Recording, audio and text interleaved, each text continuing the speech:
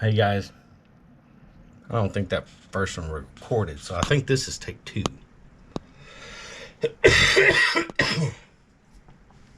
So this is how the light came out.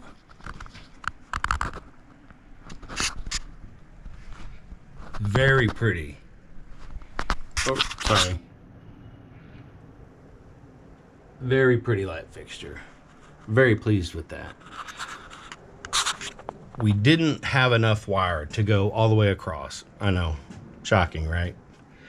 So what we did have was this wire, this extension cord wire, and a plug. And now I can turn the switch off on the fixture, or I can unplug it if I need to. So, beautiful fixture. I really like it a lot. I'm happy with it. Thanks for watching.